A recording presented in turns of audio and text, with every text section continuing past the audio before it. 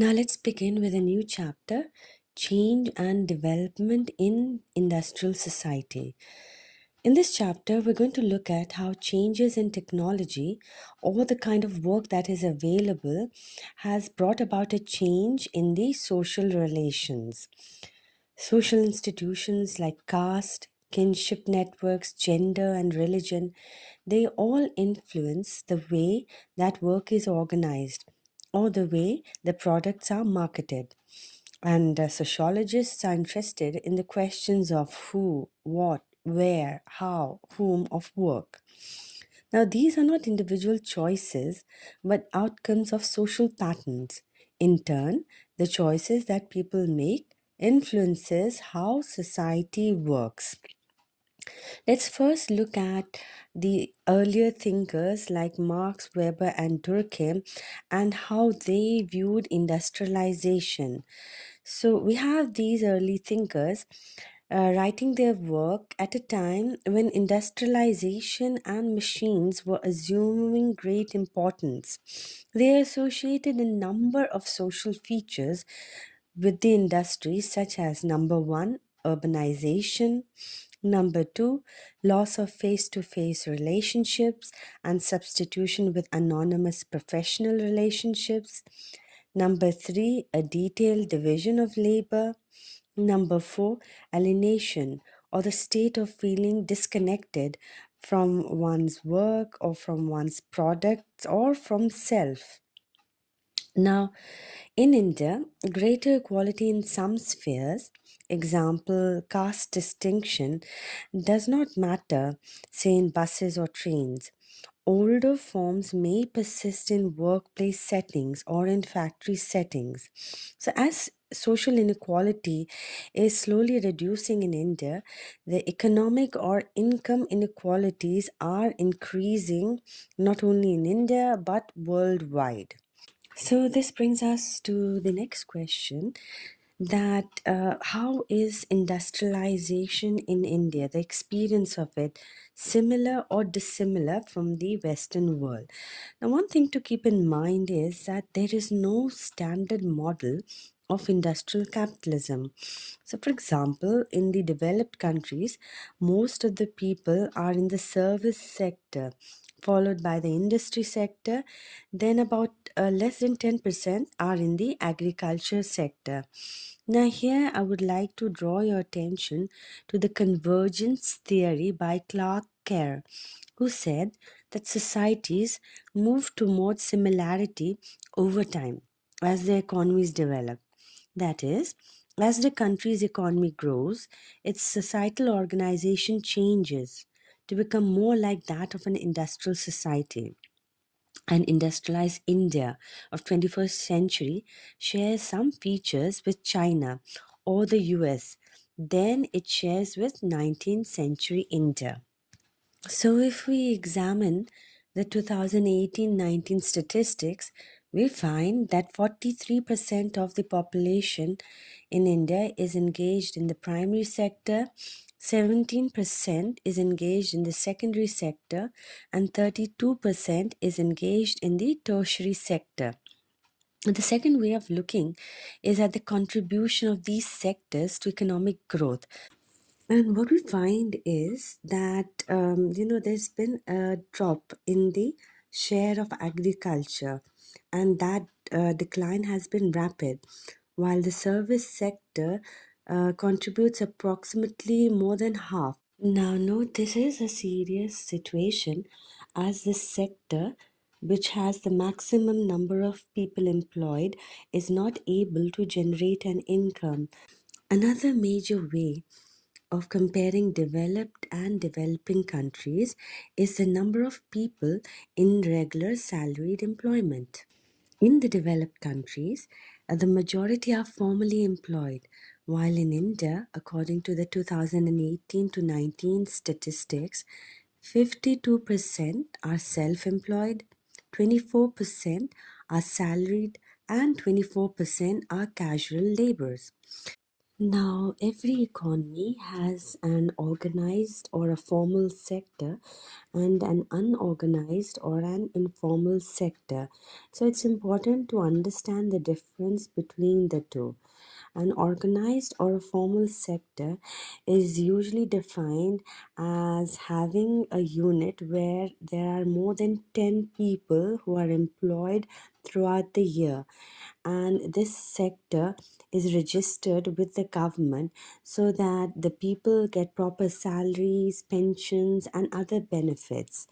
An unorganized sector is defined as a sector that is not established with the government, and therefore government laws and regulations are not enforced in this industry.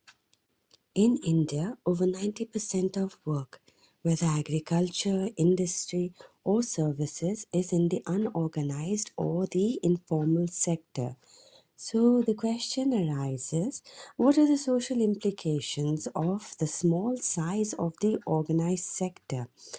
Well, very few people have the experience of employment in large firms where they get to meet people from other regions and backgrounds.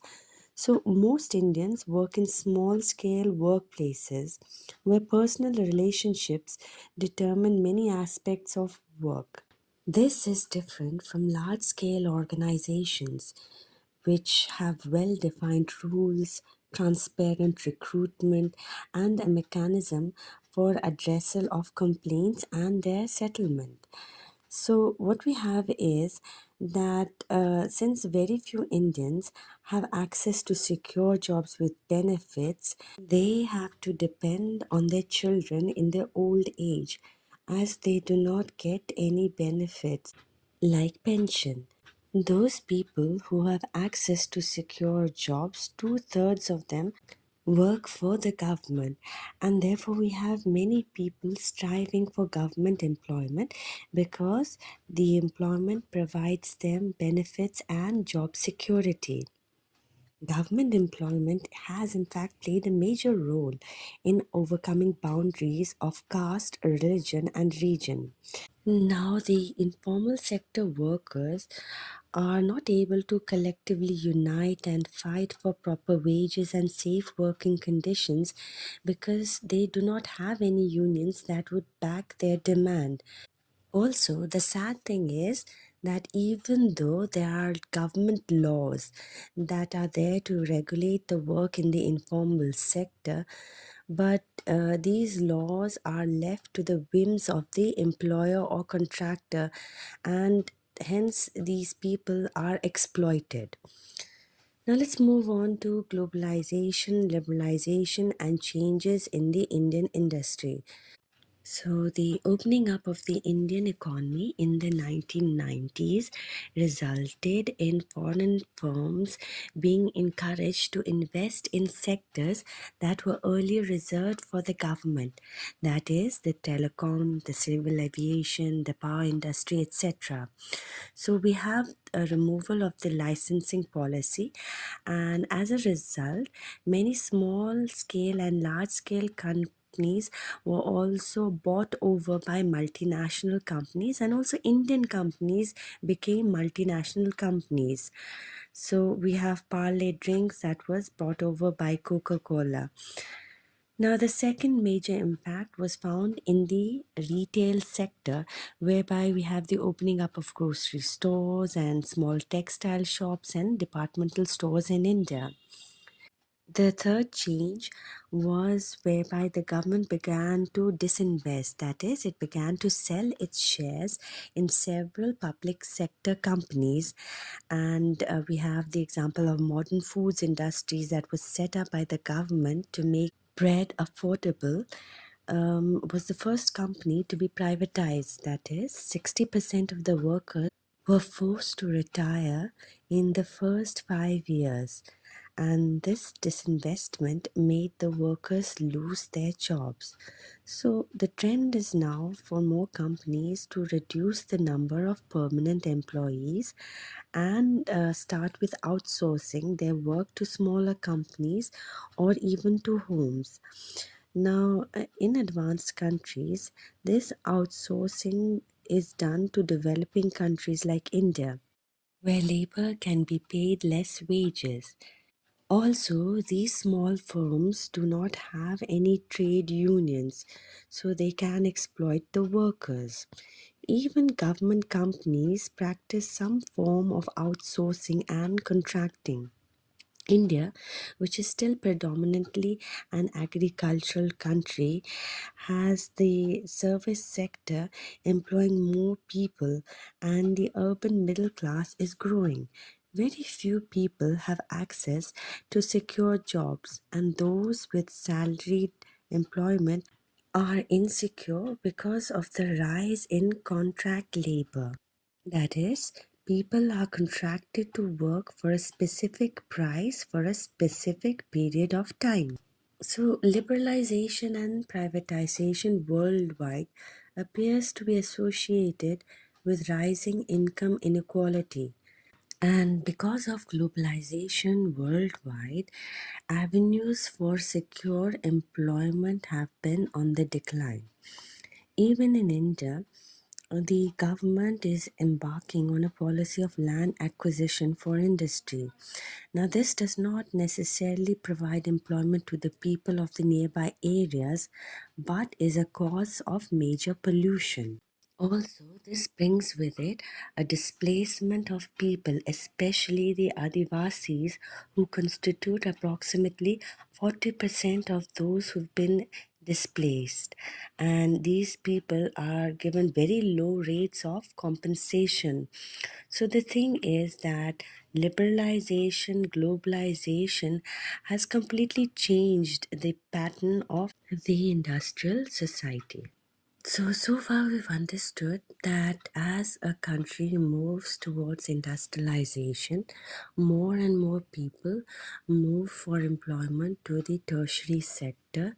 Secondly, there is an organized sector of work or a formal sector and an unorganized sector or an informal sector. We will now look at how people find jobs. So there are various ways of finding jobs. Either it is through the employment exchange or through advertisements. In fact, very few people find jobs through these two mediums. The other way of finding jobs for self-employed people, say, is through personal contacts. So now let's look at how factory workers find jobs. Earlier on, job recruitment as a factory worker was through contractors or jobbers. Now, these contractors and jobbers were people of the same community, and the advantage for the jobber or the mystery was that he could put community related pressure on the workers and thus exercise some form of control. In today's time, we have the factory workers being recruited through the management and unions. Many work also expect that they can pass on their jobs to their children. So many factories employ badli workers, that is, workers who substitute for the regular permanent workers when they are on leave. And these badli workers are workers who have actually worked for many years for the same company but are not given the same status and security. This is contract work in the organized sector. And what we have is employment opportunities having two important components. That is, one, job in an organization as a casual wage laborer, that is, having a regular salary. And the second type is the self employment kind. Now, we have the government coming up with schemes like Mudra, Atma Nirbhar Bharat, Make in India, and these are programs by which employment and self employment will become possible. These schemes are helpful to the people who belong to, say, the scheduled castes, the scheduled tribes, and other backward classes. These schemes are helpful to people of marginalized sections of society like the scheduled castes, the scheduled tribes, and the other backward classes. Now, let's look at the contractor system. In this system, we have the casual labor being hired by a contractor who goes from village to village seeking people who want to work for him. He will loan them some money, and this loaned money is treated as an advanced wage, and the worker will work without wages until that loan is repaid. And so, in the past, the agricultural labor were tied to their landlord because of their debt. But then, when they moved to the casual industrial work, although these laborers are still in debt, but they are not bound by any social obligation to the contractor in the sense that they can break the contract and find another employer. So, this freedom makes whole families migrate with their children to the urban areas. Now, let's look at how work is carried out in the manufacturing sector. That is, what is the relationship between the managers and the workers in a factory or in an office? So we have the basic task of a manager. Number one, to control the workers, and number two, to get as much work as possible out of them. Now, how is that carried out? Well, firstly, by extending the working hours or by increasing the amount that is produced within a given time period, or third, by organizing work. So, here, when we're talking about organizing work, we have the mention of Frederick Taylor, who invented a new system in the 1890s, which he called scientific management, also known as Taylorism or industrial engineering. So, basically, this system is designed to increase the efficiency and productivity. The work processes are examined and optimized precisely and systematically in order to reduce costs and increase the quality. So, all work was broken down into its smallest repetitive elements and divided between the workers. The workers were also timed with the help of stopwatches, and they had to fulfill a target every day. So the production was further speeded up with the assembly line where a conveyor belt was used and its speed was adjusted so as to increase the working speed of the workers. Now, this system of control was shifted to indirect control, where workers had to self motivate and self monitor themselves in the 1980s. However, the old Taylorist method is still in use. Now, workers in the textile mills, which is one of the oldest industries in India, often describe themselves as extension of machines. What would be the reason? Well, as industry gets more mechanized, the workers have to keep up with the pace of the machines and they end up feeling like being a part of the machine. Example, at Maruti Udyog Limited, there are two cars rolling off the assembly line every minute. The workers get only 45 minutes rest in the entire day.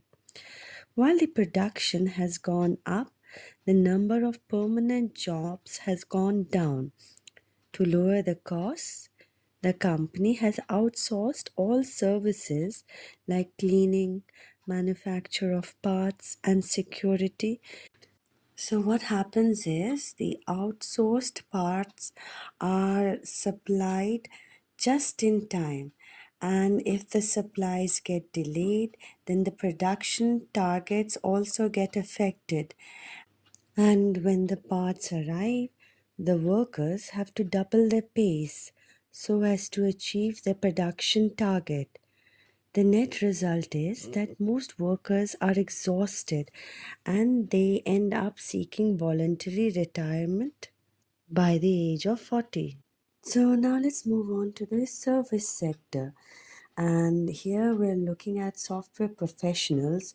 These people are well educated and belong to the middle class, and the kind of work that they do is creative and self motivated. So the question arises is that are they also subject to the tailorist labor processes? Well, yes, they are.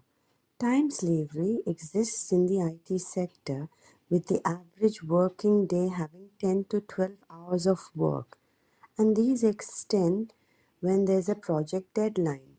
Overwork, that is, long working hours, are built into the structure of the outsourced projects as number one, there's a time difference between India and the client site, and number two, the project costs and the timelines are usually underestimated in terms of man days.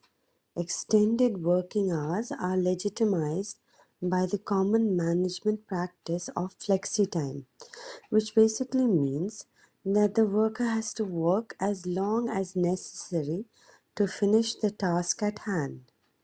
Also, to please the boss or due to peer pressure, staying late in the office has become commonplace. Thus, employees are challenged to work harder under the awareness that they are being watched.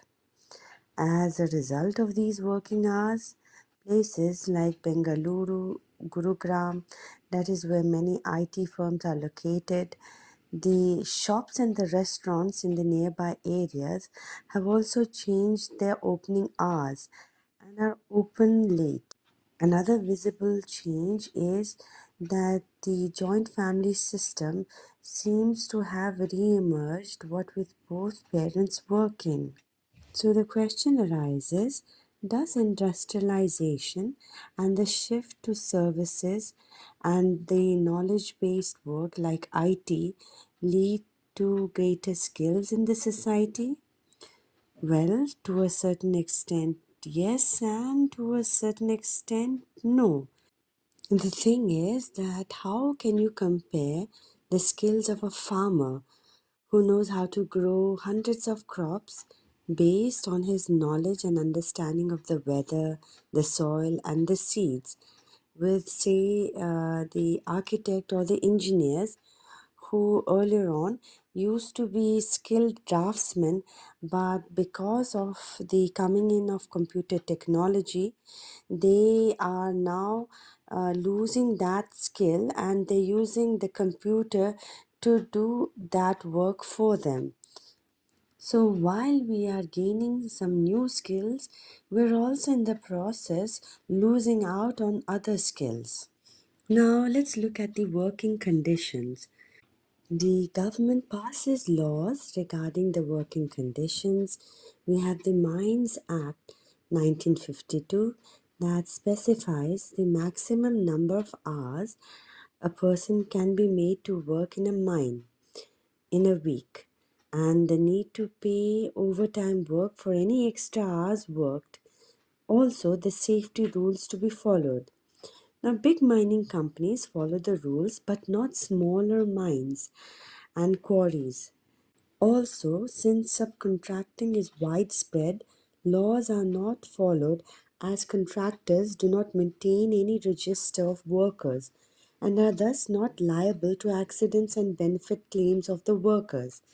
Example, workers in underground mines are subject to accidents due to the roof collapse or ventilation failures, and the net result is that the miners develop breathing problems because of the tough working condition and diseases like silicosis. Even the overground mines are not free from danger in the sense that the workers face injuries due to mine blasting or falling objects.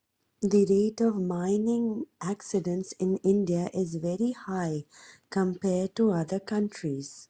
So, although there are laws made for improving the working condition of the workers, yet still much is desired in terms of improving their condition and their implementation.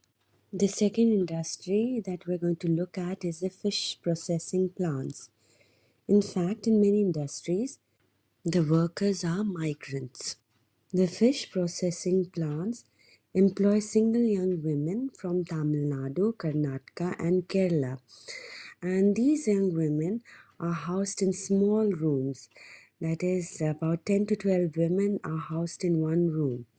They're employed because they are seen as submissive workers. There are also many male workers. They might be single or they might be married, but they migrate, leaving their families behind in the village. So these male and female migrants have little time to socialize, and whatever little time and money they have, they spend it with other migrant workers. So what we see is that the nature of the work in a globalized economy is taking these people towards direction of loneliness and vulnerability. Now, the positive side is that the young women feel that they have gained some amount of independence from interfering joint families and also a modicum of economic autonomy. So, now let's look at another form of work, that is home based work, which is an important part of the economy. Here, the goods and services are produced in the homes or near the homes, and this is for local or global market. And this includes the manufacture of laces, zari, brocade, beadis, agarbattis, and carpets. The work is mainly done by the women and children, and there's an agent who provides the raw material as well as picks up the finished goods. The workers are paid on a piece rate basis depending on the number of pieces they make. Thus, we have seen different forms of work starting from the primary sector to the secondary and tertiary sector and the home based work. We've also come to understand that there are various laws, but they have yet to be stringently implemented. So the question arises is, what do the workers do when they are faced with unfair conditions and they want better wages or better working conditions? Well, one option for them is to go on strike, and a strike means that the workers choose not to work because they want, say, better wages or better working conditions, and they refuse to work until their demands are met. Now, understand that this is a very risky proposition for the workers, as the employers may not take them back after the strike. The managers may try to use substitute labor. Also, the workers will find it hard to sustain their families and themselves without any wages. So here comes the role of the trade union. Now, a trade union plays an important role for the welfare of the workers. They provide a collective voice to communicate to the management, and they strive for ensuring fair wages or better working conditions for the workers. Trade unions also provide a forum to bring workers together, not only to promote job related interests, but also to organize social events. In your textbook, the Bombay Textile Strike of 1982, which affected nearly a quarter of a million workers and their families, and that was led by the trade union leader Dr. Datta Samant, is highlighted. The workers wanted better wages and also wanted the right to form their own union.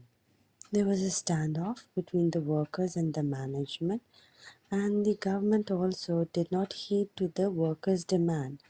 So there was a strike which lasted for 2 years. The textile mill owners were not willing to give in to the workers' demands because they were already struggling to operate in the city. And the net result was over 1 lakh workers lost their jobs and went back to their villages. Others took up casual labor and moved to smaller towns. Then there were workers who, slowly after 2 years, decided to rejoin work because they were impoverished. The strike finally ended with the shutting down of some 80 textile mills in the city, and the industry shifted out of the city, finding a new home in other parts of the country, such as rural Gujarat. The sad part was that the strike came to an end with no concessions having been obtained for the workers. With this, we conclude the chapter.